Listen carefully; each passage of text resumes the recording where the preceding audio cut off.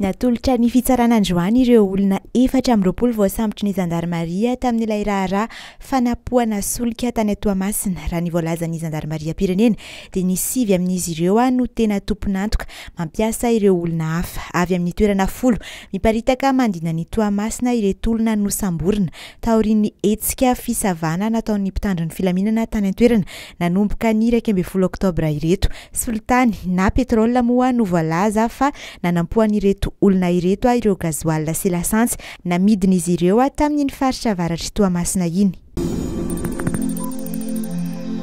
Commune 20 amin'ireo 550 sy 160 manerana ny Madagasikara no tsy ahitana kandida avy amin'ny lisitry ny vondrona isika rehetra miaraka amin'ny Andry Rajoelina na ny Irmara nirotsaka ho fidina amin'ny fifidianana ben'ny tanàna sy mpanolontsain'ny tanàna ny 12 Desambra izao.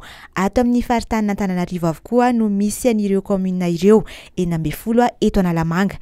Isan'ireny ohatra ny Ambavahady Tokana, Ampitatafika, Bemasoandro Itosy izay eo amin'ny district ny Atsimondrano, enina kosa ao amin'ny distrikany Rivomamo.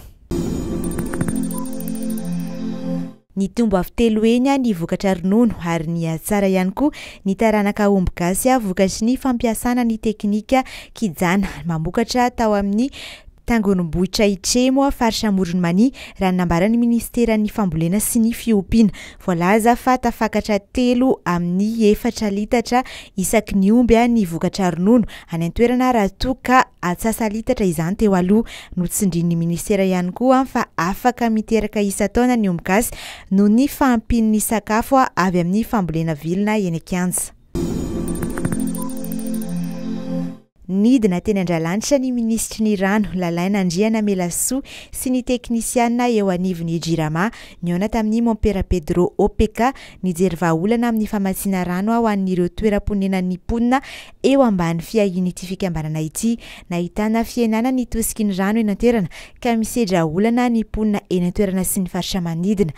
Ametrahana tankin'ny rano ihany koa eny an-toerana mandrapila amin'ny famatsian-drano ao amin'ny Sinibendrano ao Ambomahitsy raha nitatitry ny avy eo ny ministeran'ny rano ny fanadiovana ary ny fidiovana. Nandrombaka ny fandresena eo anivon'ny Afrika tamin'ny lalao échec ampitaindavitra ho an'ireo olona manana fahasembanana i Serge Andriataina.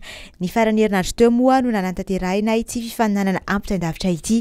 Malagasy 3 no nandray anjara tamin'izany dia i Serge Andriataina, Jean Olivier Rakotonirina ary John Randriambololona.